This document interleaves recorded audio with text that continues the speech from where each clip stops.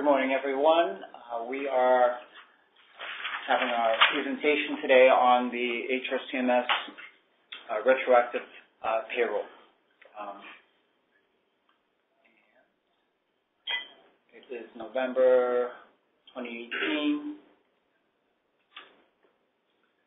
The overview. So this is an automated process to help payroll departments complete this retro and to provide as much information as possible. It's managed by Comptrollers and EOTSS, but it does require a lot of department involvement and approval. This has been in place for many years now. The schedule that's laid out for you is a generic schedule, but it does allow for adjustments and other things to happen. There will be some predictive-only reports.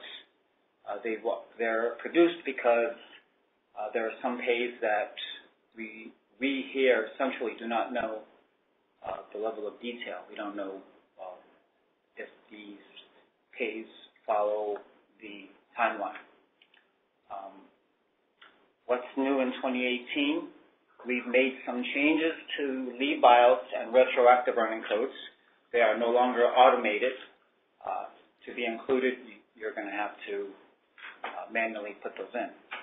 The other thing that's new in 2018 is that these reports are now going to be available out in the CIW, which if you've done this in the past, it makes going through the level of detail on these reports a little bit easier rather than having to go through Luminous for everything. Okay, presentation topics. So we have slides and some examples for every one of these items here.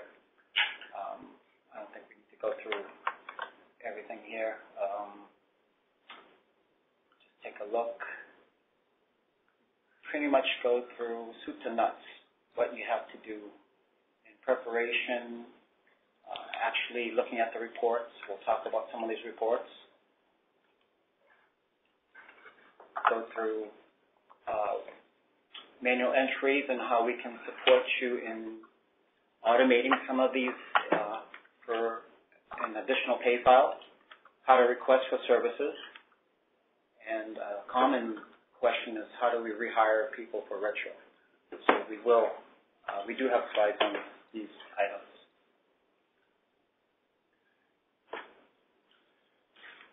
COLA and funding. So retro is always done after the COLA.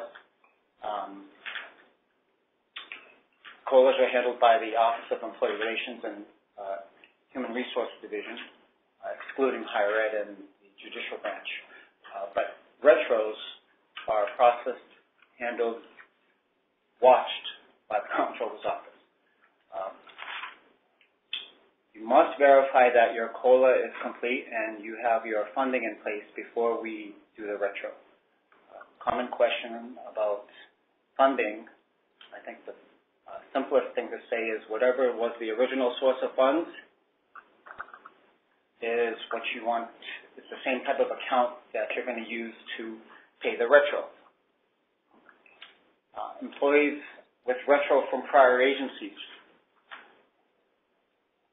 If you have an employee that worked in a prior agency, it's really the onus is on you to reach out to the prior agency to prepare for this payment. Generally, you have to get the money from the prior agency, so a cross-departmental rule is going to be needed, and you will have distribution options. You can do this through an EPPA or an LARQ. Now, if you have questions on that, when you submit for your request, you will have a Comptroller payroll analyst supporting you through all this. So a lot of folks always have questions on the LCM.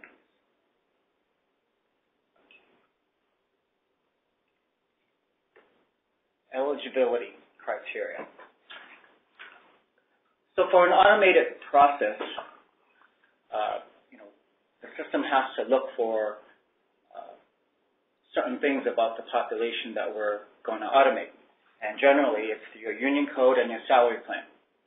So, we always ask that folks verify your data, verify that the people are set up correctly. Because if they're not, they're going to be skipped.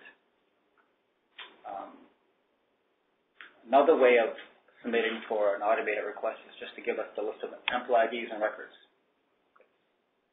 Not as fancy, but that would get the job done. Former employees, this is a common question. We only look for the times when the employee was eligible. So if your data isn't pristine throughout his whole employment history, they're going to get skipped. Again, very key to manage your data.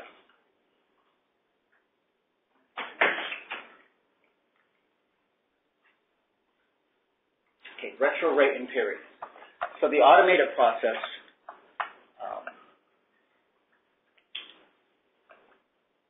it really needs to know specifics. And sometimes you may have multiple rates, in which case we're going to need to know that. We'll need to know what's the pay periods that each rate begins and ends. Generally, we talk about pay period start and pay period end date. Now, however, some contracts out there don't begin at the beginning of the pay period, don't end at the pay period. They just go by a hard date, like Christmas, or better yet, fiscal year, July 1st. When that happens, for those of you that are familiar with our split week, we can apply a percentage to the beginning or to the end of this retro period. It's not as common now because most of the departments out there have gone to the pay period start and pay period end, but it's just good to know that we have that option.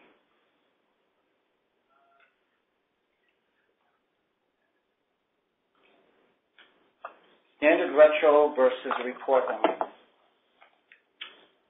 So the standard retro is going to be the retro process that we actually will upload and will put into additional pay for you. This is what gets paid. The report only are reports for different groupings of pay codes. These we do not upload. These we do not automatically pay. That's really on the department to look at the data and to make the payment. Now, again, the reason why those report-only codes generally are amounts. Generally, there is no way for us to determine if it's within the eligible time frame. So, yeah, there's just no way to automate that.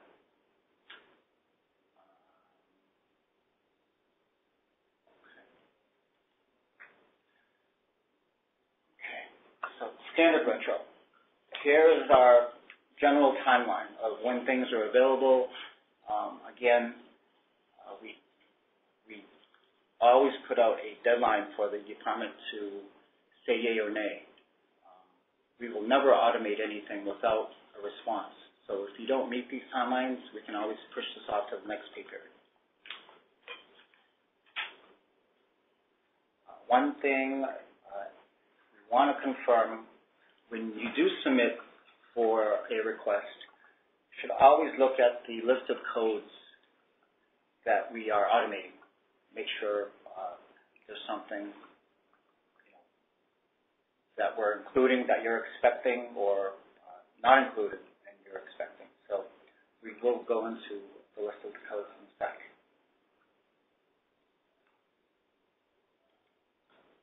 Okay. So on our Knowledge Center, we have an Excel spreadsheet that lists all of the codes and all of the different retro processes. On the standard retro, something like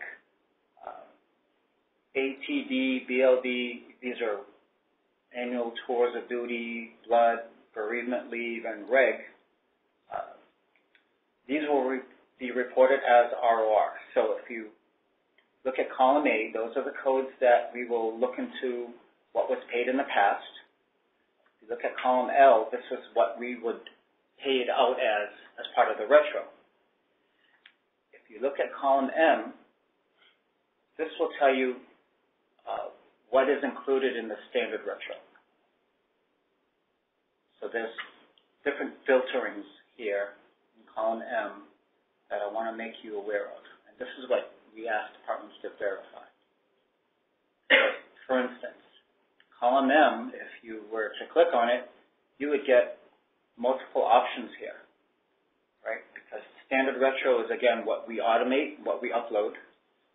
Then we have things like the AP report, the miscellaneous comp report, and the miscellaneous leave report.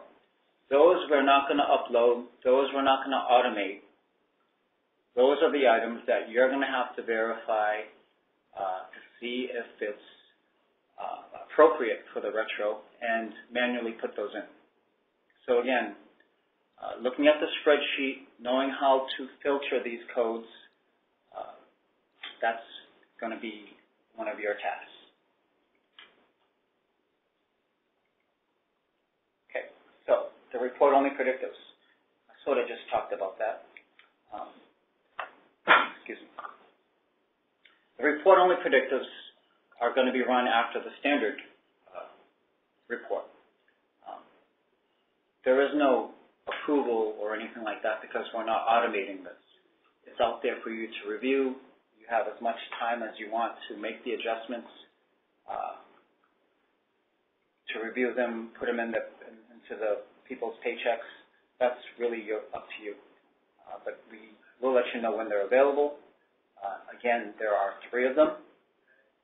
In the general request, you're going to have your miscellaneous compensation, your miscellaneous leave, and then depending on the retro pay period, we would run an accounts payable report.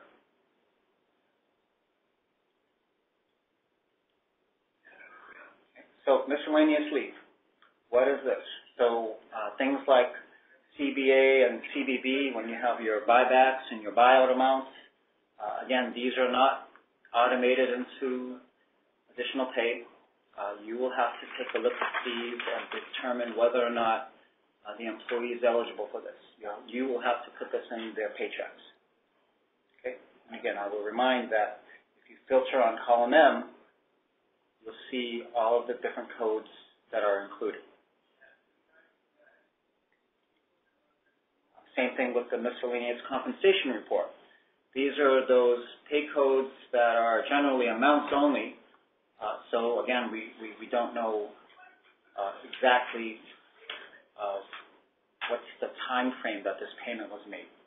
So this is something that departments should know. And again, you will have to determine on your own whether or not to make this payment.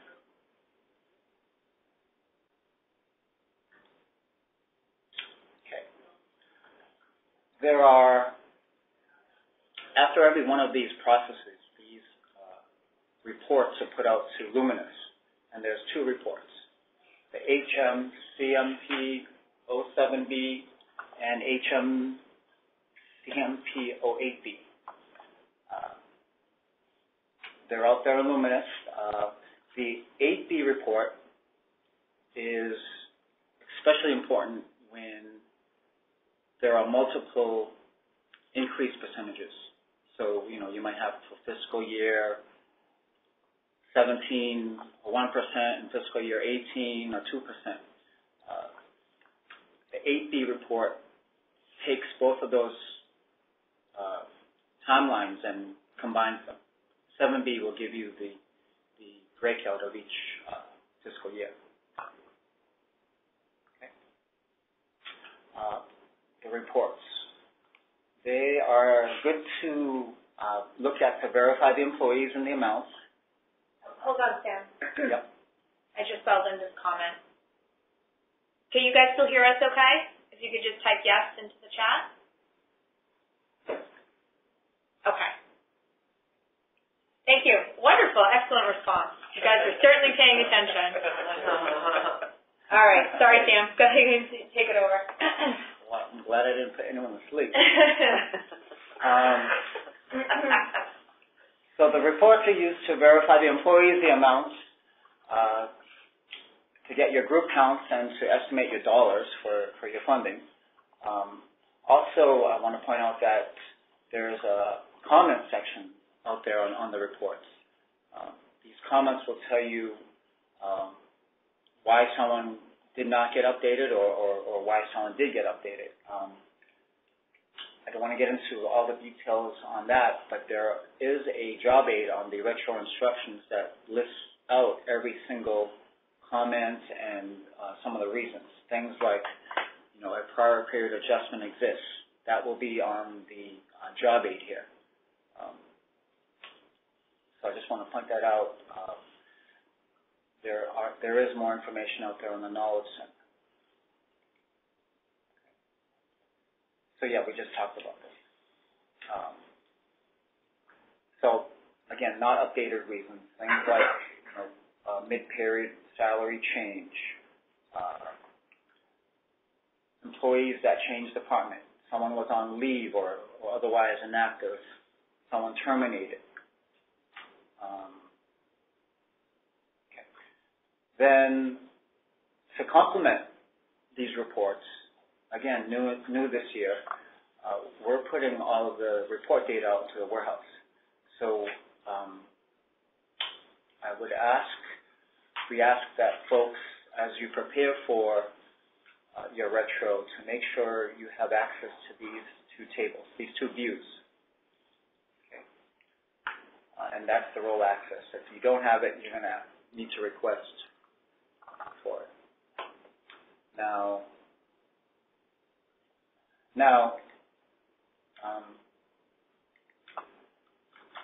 the warehouse, we're not at the warehouse slides yet, but when we get to the warehouse slides, we'll let you know that it's currently underway, it's currently being tested, and we'll get more information out there later. Here's an example of the report and the report header, and just some key things as far as how to look at the report.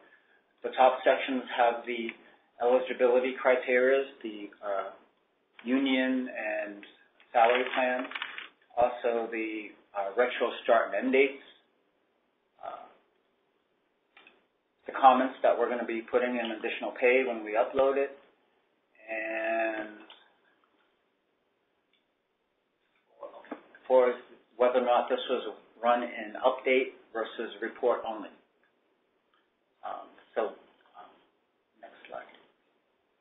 That's the report header. Then as you get down into the meat of the report, you have the employee information. Then you get into the amounts calculated for each pay period. And again, it's grouped by the retro code that it's being paid out. You will get into, it'll show you the retro rate applied, so whether it's 1%, 2%, and then the calculated amount of retro per code. So that's taking the gross, multiplying it by the retro rate, and that's what's going to be due to the employee.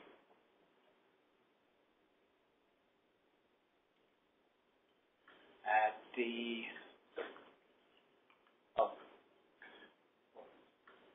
when it's a common question, well, what's made up of this RR amount? Well, one thing you can always do for each pay period, you can look at the labor history for an employee. So, if you want to see the breakout, I don't see my arrow, right?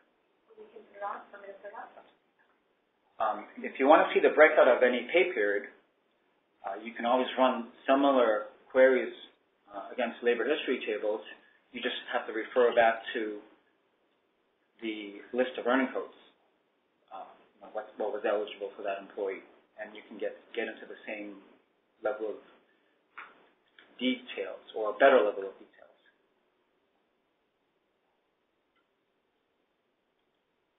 Okay. Then at the end of the report,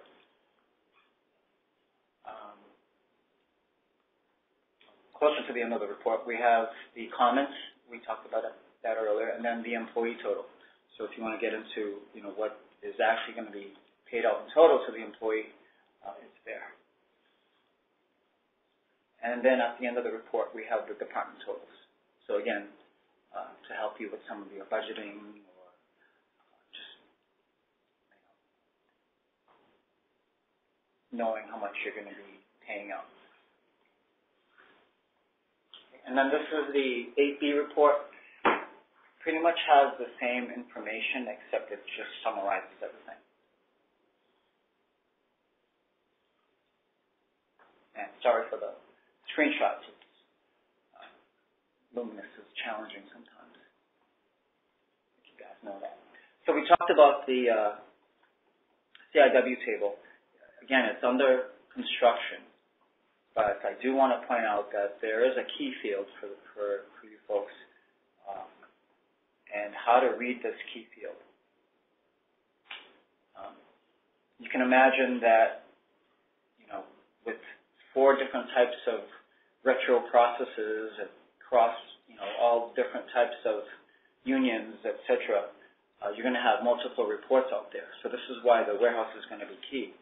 But so that you don't combine reports that shouldn't be combined, you need to know what the unique run identifier is. And it's a code, basically. And how to read this code is the first 3 digits will tell you what report type this is, whether it's a 7B or 8B. The next 3 digits are the union code. Then you get the union description. And then here's one of the real important ones, is the retro type. So you have the pay, CMP for the compensation, LEV for the leave, and AP for the accounts payable report. And then at the very end, it will tell you if this is for retro period 1 or 2. And again, that's if you only have 1 retro period, then it's only going to stay 1. So again, these views are currently being built, but we just want to make sure that you are aware that there's a lot of data out there, and this is going to be a key field in separating them. There you go.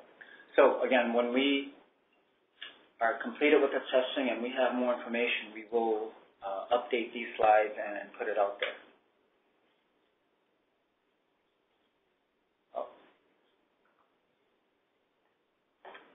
We're going to hold on 1 second, where folks are saying there's no audio.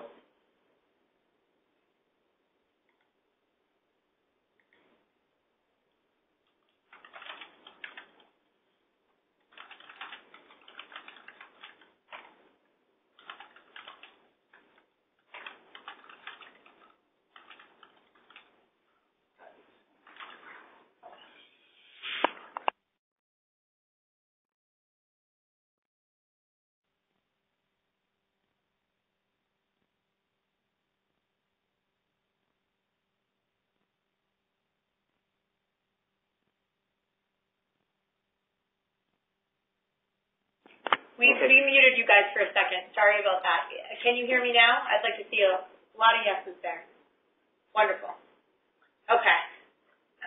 We'll just keep going. If we find the recording isn't great, Sam will just re-record it. Just you and I. Yep. All right. Okay. Thank you, guys. So what's different between the Luminous report and the CIW view? So there's going to be some things that the CIW view is not going to have that you will need to refer to the Luminous report for. The gross pay by pay end date, that level of detail. The retro percentage, the comments, employee totals, and department totals.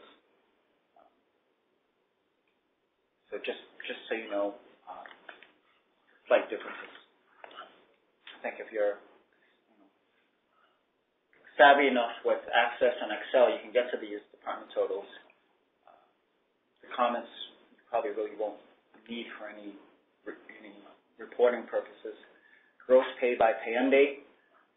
If you need to get to that level of detail, yeah, you can refer back to the report. Retro percentage, I think, is pretty straightforward, but again, you can easily refer to the report for that information. Okay, manual entries. So after the standard report's been run and everything's been updated, you're looking at your predictive-only reports and you're saying, this amount should be included, and you want to add it. Well, you can enter it into additional pay. One caveat to that is, you have an amount that you want to add in as ROR, and there's already an RR row out there. You'll have to add that amount to the amount that's out there. We cannot have two ROR amounts. You'll cancel each other out.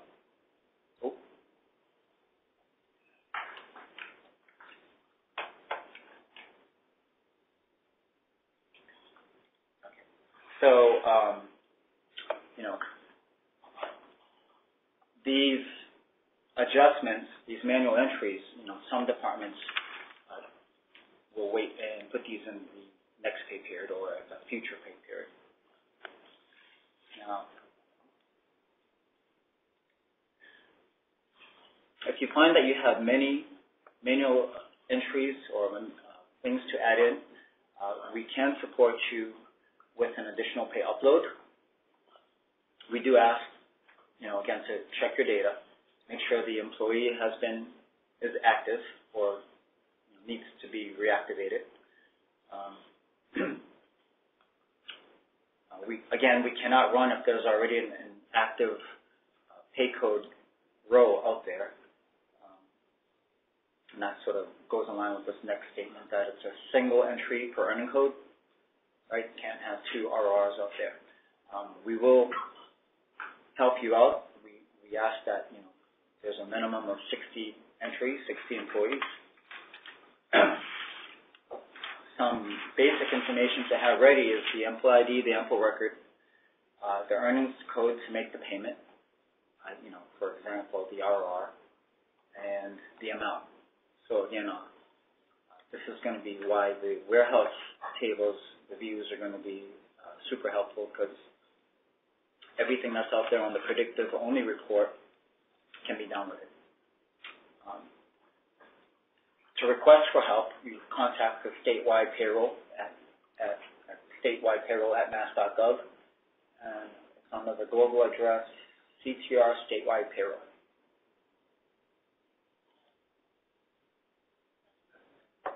Request for services, just log it with Common Help. It'll find its way over to payroll. A payroll analyst will follow up with you and put you through the process. We have to make sure that we have all of the details, all of the eligibility criteria, the pay periods, all of that stuff we're going to have to verify. These standard requests usually take 2 to 4 weeks, depending on how much you have and where we are at the time of year and how busy we are here. Draft up your SR, and you can always refer to slides 5 and 6 again for that level of information.